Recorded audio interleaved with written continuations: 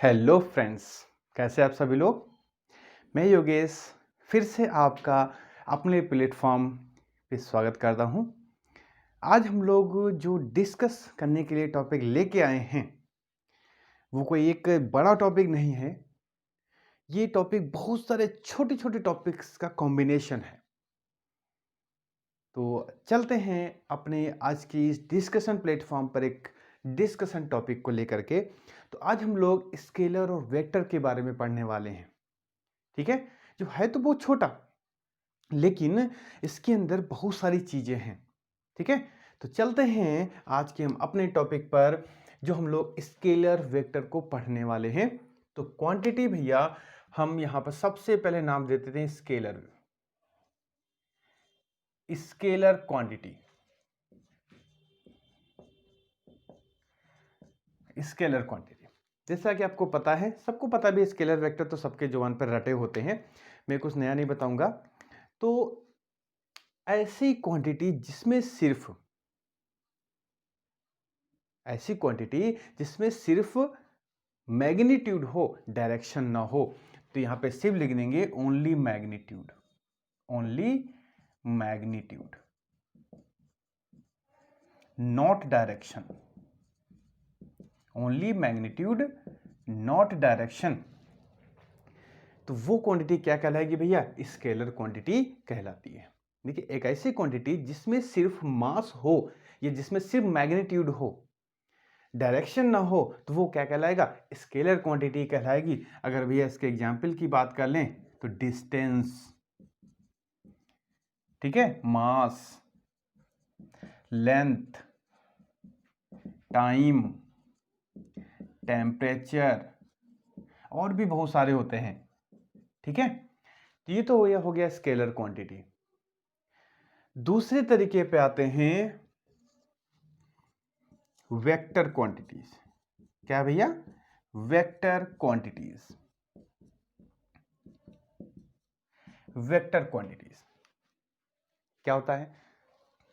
इसमें magnitude as well as direction, मतलब ऐसी क्वांटिटी जिसमें डायरेक्शन भी हो और मैग्नीट्यूड भी दोनों हो, वो क्या कहलाएगा भैया? वो आपका कहलाएगा वेक्टर क्वांटिटीज। ठीक है, तो वेक्टर क्वांटिटीज के एग्जांपल ले लेते हैं थोड़ा हम लोग। क्या हो जाएगा? डिस्प्लेसमेंट, ठीक है, फोर्स, वेलोसिटी, एक्सीलरेशन, ठीक है, और भी बहुत सारे होते हैं ये भैया। ठीक है, इतना तो भैया हम लोग रटे हुए हैं। अब देखो जरा, अब मैं आपको एक थोड़ी सी अलग चीज बताने जा रहा हूं। तीसरी टाइप की क्वांटिटी होती है, वो लिमिटेड क्वांटिटी होती है, ज्यादा नहीं होती है। तीसरी टाइप की क्वांटिटी को बोलते हैं भैया टेंसर क्वांटिटीज। टेंसर क्वांटिटीज, ठीक है। वैसे तो टेंसर अगर पढ़ेंगे तो बहुत बड़ा टॉपिक टेंसर है।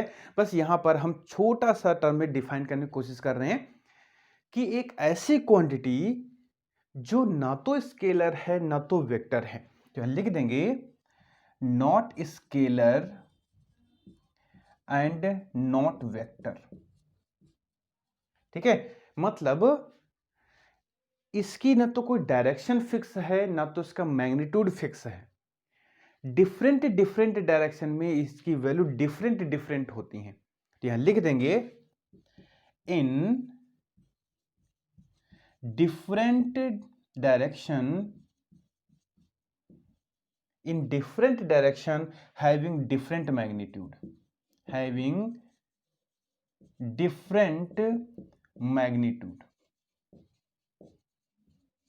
ठीक है। तो यहां पर टेंसर क्वांटिटी क्या हो गई भैया? ऐसी क्वांटिटी जो ना तो स्केलर है ना तो वेक्टर है, ऐसे बोल सकते हो। या ऐसे कह सकते हो कि ऐसी क्वांटिटी जिनकी ना तो डायरेक्शन फिक्स है ना तो मैग्नीट्यूड फिक्स है, डिफरेंट डायरेक्शन में उनकी वैल्यू डिफरेंट होती है, तो वो क्या कहलाती है? टेंसर क्वांटिटी कहलाती है। जैसे इनका एग्जाम्पल ले लेते भैया। एग्जाम्पल थोड़ा सा आप लोग याद कर लीजिएगा, क्योंकि कभी कभी आपसे पूछ लेते हैं। जैसे मोमेंट ऑफ इनर्शिया, जैसे moment of inertia, stress, strain, Young modulus,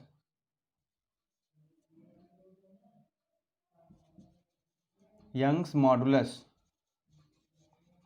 bulk modulus, bulk modulus, ठीक है, और भी मॉडुलस आप रिजिडिटी भी बोल सकते हो। तो यहां पर moment of inertia, stress, strain, Young modulus, bulk modulus, ये भैया सबके सब कैसी क्वांटिटी हैं? टेंसर क्वांटिटी हैं, ठीक है। थोड़ा सा और अगर एक्सप्लेन करना चाहूँ तो मोमेंट ऑफ इनर्शिया आपको पता है, नहीं होगा तभी हम जब मोमेंट ऑफ इनर्शिया एक्सप्लेन करेंगे तो वहां पर फिर से इस टॉपिक को थोड़ा सा हम रिवाइज कर देंगे। मोमेंट ऑफ इनर्शिया में जब रोटेशन एक्सिस की पोजीशन चेंज होती है तो मोमेंट ऑफ इनर्शिया की वैल्यू बदल जाती है, ठीक है। तो ध्यान रखिएगा, ये एग्जाम्पल जरूर ध्यान रखिएगा, क्योंकि कभी कभी पूछ लेते हैं क्वेश्चन आपके पेपर में कि स्ट्रेस कैसी क्वांटिटी होती है, मोमेंट ऑफ इनर्शिया कैसी क्वांटिटी होती है, स्ट्रेन कैसी क्वांटिटी होती है, यंग मॉडुलस कैसी क्वांटिटी होती है, ठीक है। वैसे तो स्ट्रेन को डायमेंशन लेस क्वांटिटी बोला जाता है, ठीक है, लेकिन ये भैया आपका एक टेंसर क्वांटिटी होती है, ठीक है। तो ये आपके स्केलर, वेक्टर, टेंसर क्वांटिटीज आपके क्लियर हो जाते हैं।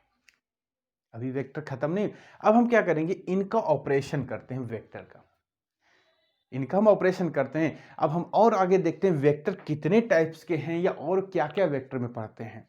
तो इतना आपको क्लियर हो गया। अब हम लोग थोड़ा आगे बढ़ते हैं। देखो भैया, अभी तक हम लोग सिर्फ वेक्टर पढ़े हुए हैं, इसके अंदर नहीं पढ़े हैं।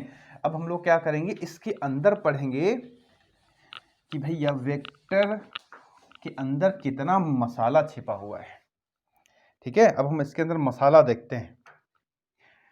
तो इसके अंदर सबसे पहले एक वर्ड आपको सुनने को मिलेगा, पोलर वेक्टर।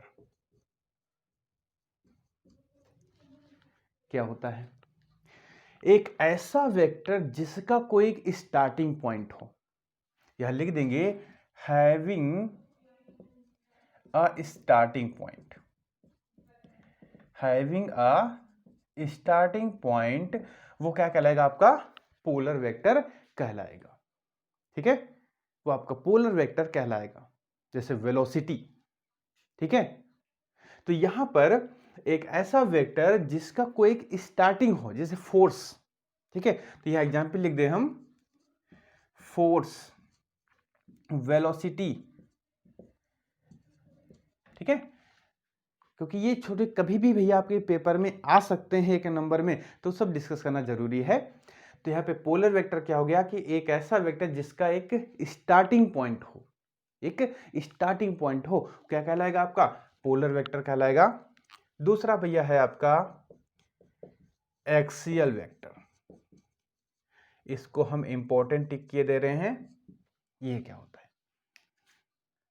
ऐसे वेक्टर जो having rotational effect, having rotational effect and acts along rotational axis, rotational axis मतलब ऐसे वेक्टर जिसकी वजह से रोटेशन की प्रॉपर्टी डेवलप हो जाती है, मतलब बॉडी घूमने लगती है और उनकी डायरेक्शन किधर होती है? रोटेशन एक्सिस के अलोंग। जैसे मान लेते हैं ये कोई बॉडी है, ये रोटेट कर रही है, ठीक है, ऐसे, ये उसकी रोटेशन एक्सिस है, ठीक है। तो रोटेशन एक्सिस के अलोंग अब जो यहाँ पर वेक्टर होंगे जिसकी वजह से जो ये रोटेशन क्रिएट हुआ है, वो वेक्टर क्या कहलाएंगे? वो एक्सियल वेक्टर कहलाएंगे। उनकी डायरेक्शन किधर होगी? जिधर इसकी रोटेशन एक्सिस है। कौन कौन से होते हैं? एग्जाम्पल लिख लेते हैं, angular velocity, angular acceleration, angular acceleration, angular momentum, torque, ठीक है। ये आपके एग्जाम्पल आ गए, ये भैया पूछ लेते हैं ये कैसे वेक्टर हैं, एक्सेल वेक्टर हैं, क्योंकि डायरेक्शन किधर है, जिस डायरेक्शन में रोटेशन एक्सिस होती है वही डायरेक्शन हमारी इन वेक्टर की डायरेक्शंस होती हैं। ठीक है, तो जरा इनको ध्यान रखिएगा। एंगुलर वेलोसिटी को हम लोग ओमेगा दिखा दें सिंबल, एंगुलर एक्सेलरेशन को अल्फा दिखा दें, एंगुलर मोमेंटम को एल दिखा सकते हैं, या कहीं कहीं जे भी लिखा होता है तो उसको हम जे भी लिख सकते हैं, जैसा भी होगा ये होता है टाउ। ठीक है, तो ये कैसे होगा भैया, ये एक्सेल वेक्टर हो गया। ठीक है, और आगे बढ़ते हैं। देखिए अब नई नई चीज देखने को मिल रही है आपको, अभी और नई नई चीजें देखने को मिलेंगी। अब हम लोग थोड़ा और आगे बढ़ते हैं। देखिए है कुछ नहीं वेक्टर्स में, बस होता क्या है इनके टाइप्स कुछ ज्यादा होते हैं, इसलिए माइंड में टिक नहीं पाते और ये थोड़े स्लिप जल्दी हो जाते हैं, इसलिए हमको लगता है बहुत कठिन होते हैं। फिर नेक्स्ट टाइप का आता है equal vector. Equal vector, equal vector क्या होंगे, जब दो वेक्टर सेम मैग्नीट्यूड के, ये इससे पहले हम यहां पर आपको बता दें रिप्रेजेंटेशन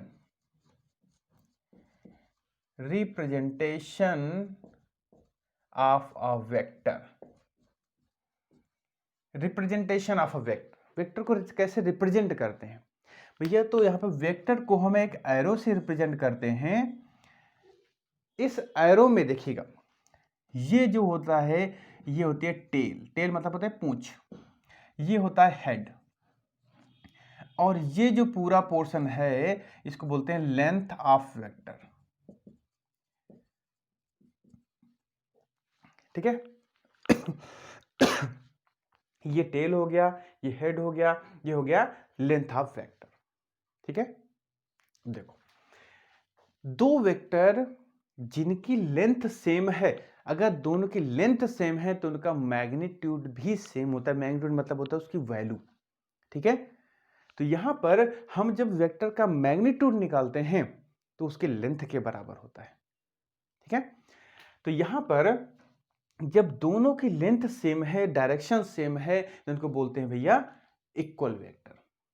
ठीक है, अब यहां पर दूसरे टाइप का आता है नेगेटिव वेक्टर।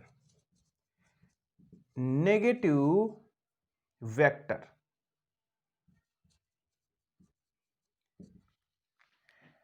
देखो एक वेक्टर इधर है और एक वेक्टर इधर है, मतलब सेम इन मैग्नीट्यूड, यहां लिख देंगे सेम इन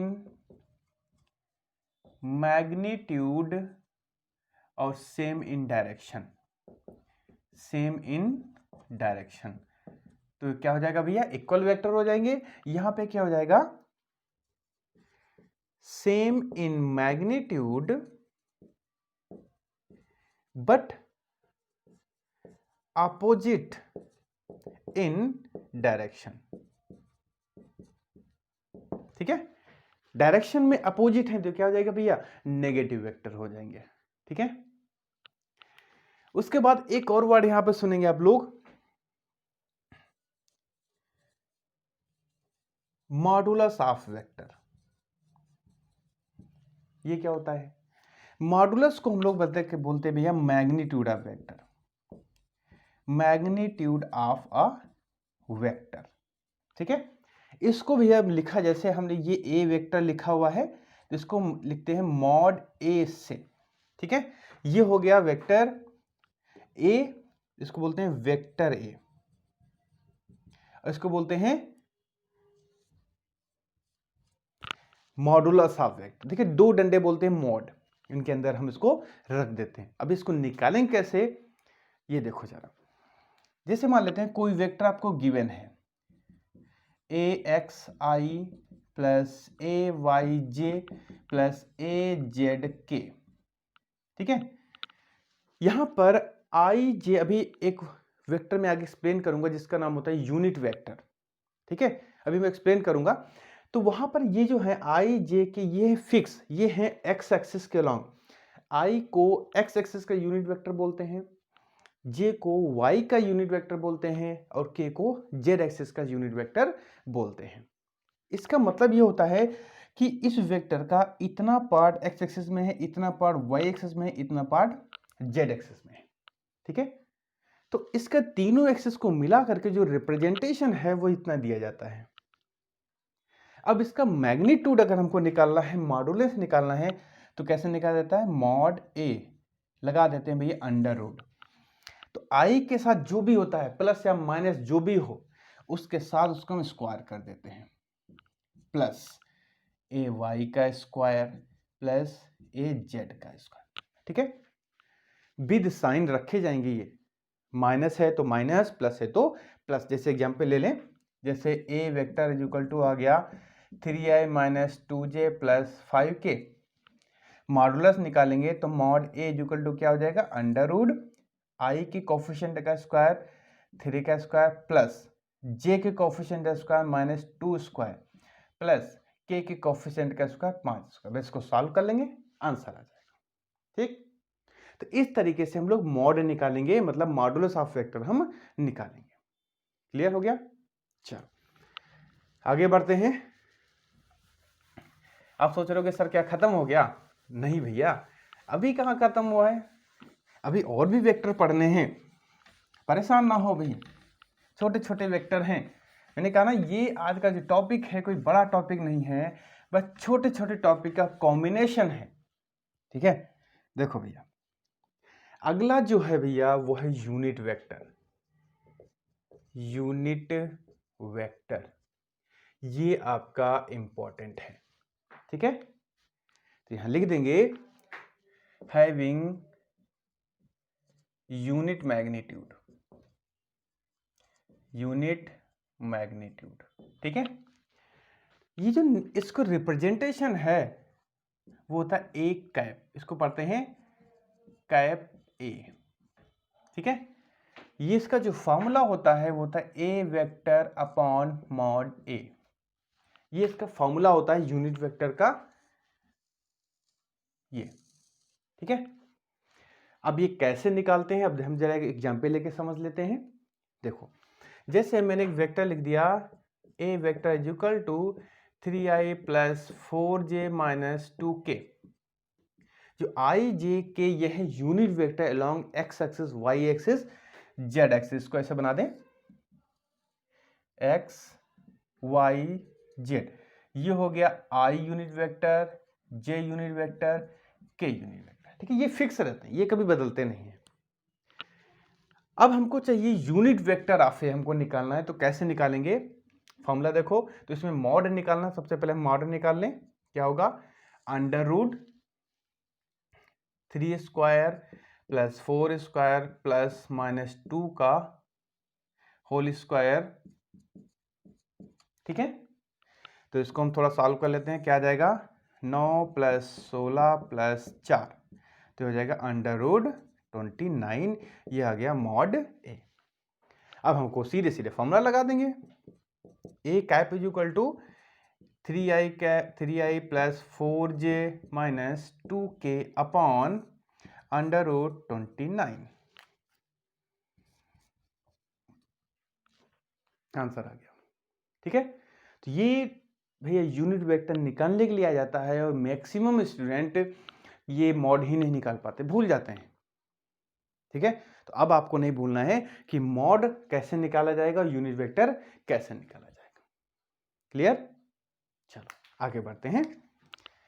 ये तो हो गया भैया यूनिट वेक्टर। अब अगले वेक्टर के टाइप और अगले वेक्टर पे आते हैं। अगला थोड़ा बहुत इजी है। अगला है भैया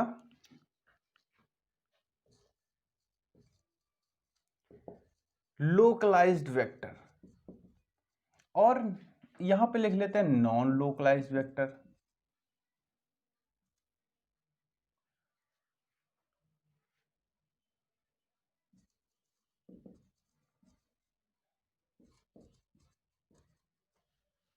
लोकलाइज्ड वेक्टर और नॉन लोकलाइज्ड वेक्टर। ठीक है, इसको हम लोग बोलते हैं फिक्स्ड वेक्टर भी बोलते हैं, इसको हम लोग नॉट फिक्स्ड भी बोल देते हैं, मतलब एक वेरी कराते हुए इसको बोल सकते हैं, जो वेरी करता है, ठीक है। अब देखो ये क्या होगा, ऐसा वेक्टर जिसका स्टार्टिंग पॉइंट या इनिशियल पॉइंट फिक्स हो, क्या होगा भाई, यहां पर लिख देंगे हैविंग इनिशियल पॉइंट फिक्स्ड, ठीक है। हैविंग इनिशियल पॉइंट फिक्स्ड, ऐसा क्या होगा, तो वो हैविंग इनिशियल पॉइंट फिक्स्ड ऐसे जो वेक्टर होंगे उसको बोलते हैं लोकलाइज्ड वेक्टर बोलते हैं। और यहां पे क्या हो जाएगा, हैविंग नॉट फिक्स्ड वहां पे लिख देंगे बस, having initial point not fixed, ठीक है। तो नॉन लोकलाइज्ड में उनका इनिशियल पॉइंट फिक्स नहीं होता है, इनिशियल मतलब होता है टेल जिसको बोलते हैं, ठीक है। तो उनका इनिशियल पॉइंट फिक्स ना हो, और यहां पर है भाई जिनका इनिशियल पॉइंट फिक्स हो, तो ये कहलाते हैं लोकलाइज्ड, इसका बोलते हैं नॉन लोकलाइज्ड, ठीक है। तो ये कभी कभी देखिए ज्यादातर ये पूछे नहीं जाते हैं, लेकिन कभी कभार आ जाएंगे तो क्या करोगे, बस एक बार हल्की माइंड में रहेगा तो कभी गलत नहीं होंगे ये, ठीक है। आगे बढ़ते हैं, ये तो हो गया लोकलाइज्ड और नॉन लोकलाइज्ड, ठीक है। अब देखो भैया अगला है आपका, अभी कहोगे सर कितने बाकी हैं, को इनिशियल वेक्टर, और भैया एक आपका है को टर्मिनस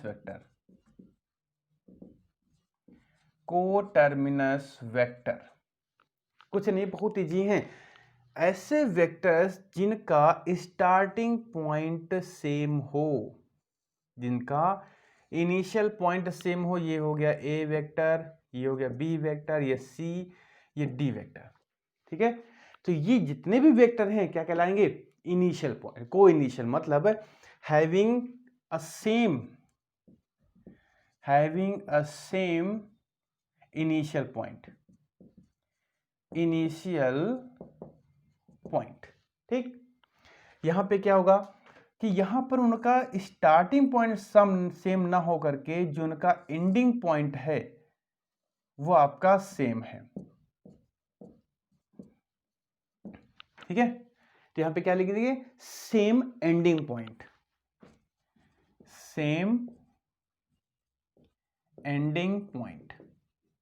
ये जो उनका हेड है, सेम हेड कह सकते हो या सेम एंडिंग पॉइंट, मतलब एक ही जगह पर having a same initial point, यहां पे हो गया ये इनिशियल पॉइंट हो गया, इनका हेड पॉइंट हो गया, having a same ending point,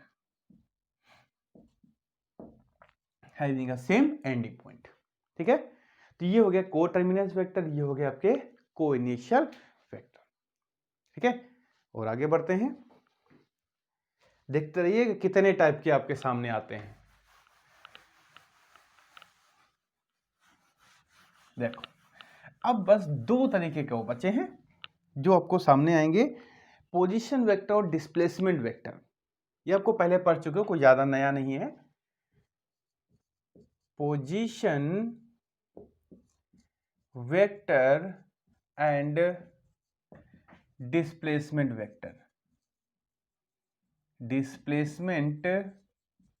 vector, बस इसको फिगर से समझना है। जैसे कोई मैंने ये एक्स एक्सिस बना दी, ये वाई एक्सिस बना दी, ये पॉइंट है ए, ये पॉइंट है बी। पहले बॉडी कहाँ पे थी, पहले बॉडी थी ए पर, तब उसकी पोजीशन कैसी थी, ये है ओरिजिन, ये है, ये हो गया R1 वेक्टर। ये भैया हो गई कि इस ए पॉइंट की इस ओरिजिन से पोजीशन क्या है, R1 वेक्टर, तो ये हो गया उसका पोजीशन वेक्टर। कुछ देर के बाद वो कहाँ पे आ गए, बी पॉइंट पे आ गई, तो इसकी पोजीशन क्या हो गई, इसकी ओरिजिन से पोजीशन हो गई R2 वेक्टर, ठीक है। अब पोजीशन को हमेशा हम ओरिजिन से बताते हैं, अब अगर हम इसको जोड़ दें ए से बी, मतलब बॉडी यहां से यहां चल के आई है, तो यहां पर भैया हम इसको डेल्टा आर लिख दें। ये जो डेल्टा आर है ये क्या आपका डिस्प्लेसमेंट वेक्टर है। क्या भैया ये डिस्प्लेसमेंट वेक्टर है। तो यहां पर हम लिख दें ये क्या है आपका पोजीशन वेक्टर है, ये क्या है आपका डिस्प्लेसमेंट वेक्टर है। डिस्प्लेसमेंट वेक्टर ये भी क्या है आपका, ये आपका पोजीशन वेक्टर है। ठीक है, ये आपका पोजीशन वेक्टर है। क्लियर हो गया। तो ये तो हो गया पोजीशन एंड डिस्प्लेसमेंट वेक्टर। आगे एक छोटा सा और आ जाता है जीरो वेक्टर। क्या आ जाता है भैया, जीरो वेक्टर। तो यहां पे कुछ ज्यादा इसकी खास डेफिनेशन नहीं है। Having zero magnitude, having zero magnitude, having zero magnitude. अब एग्जाम्पल जैसे जैसे एग्जाम्पल लिख दें, acceleration of a body which is moving with uniform velocity,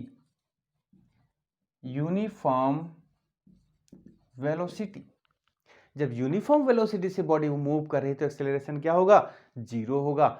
acceleration कैसा होता है, जीरो वेक्टर, तो वेक्टर होता है ना, तो इसलिए जीरो वेक्टर का एग्जाम्पल हो गया। ठीक है। दूसरा, क्योंकि कभी कभी एग्जाम्पल पूछ लेते हैं, वेलोसिटी ऑफ अ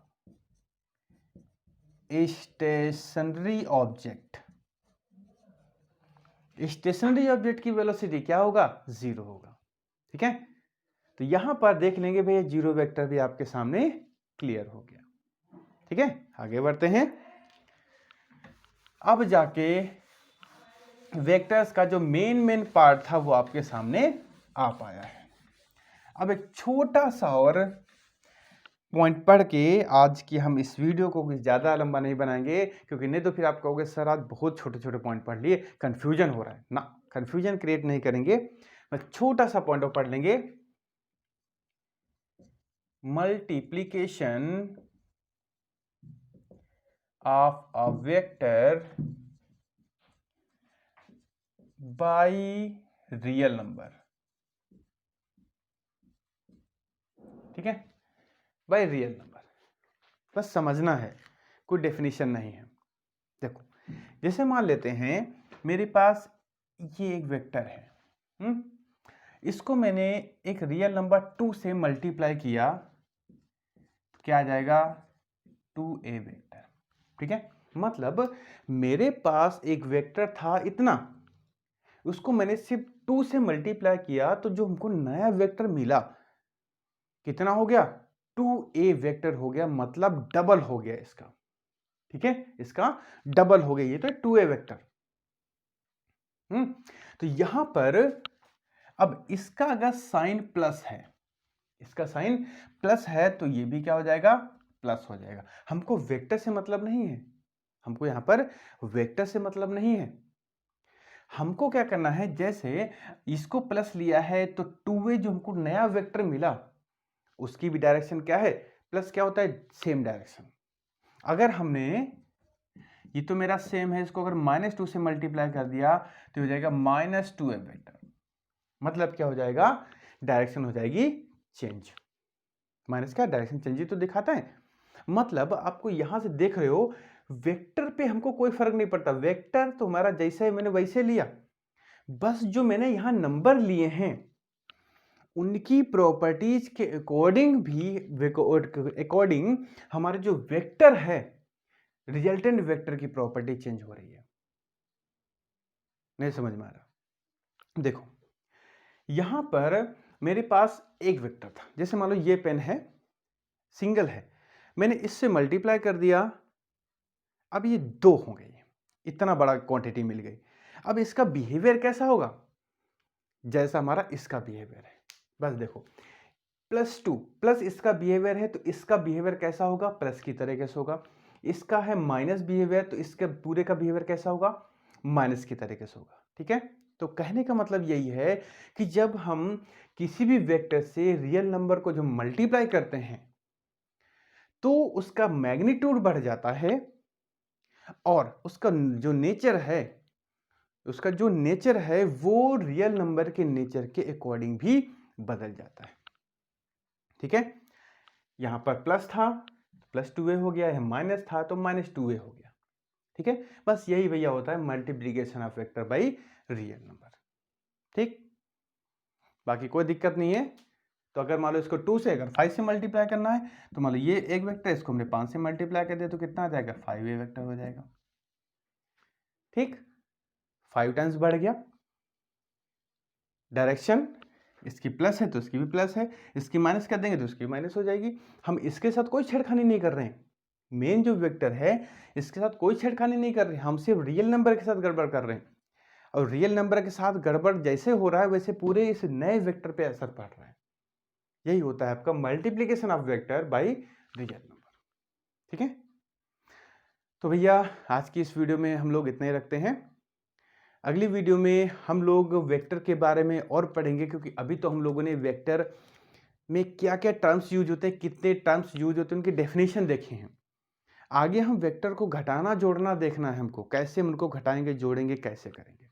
ठीक है, तो आगे वाला और भैया ये जो टॉपिक चल रहा है ये आपका कोई क्लास इसकी स्पेसिफाई नहीं है कि नहीं इसी क्लास में हेल्प करेगा।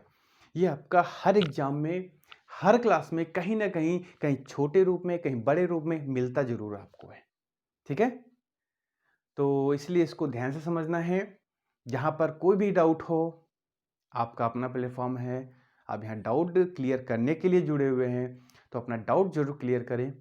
तो इसी साथ ही भैया फिर मुलाकात होगी नेक्स्ट वीडियो में। तब तक के लिए आप लोग अपना ख्याल रखिए। Take care and bye bye.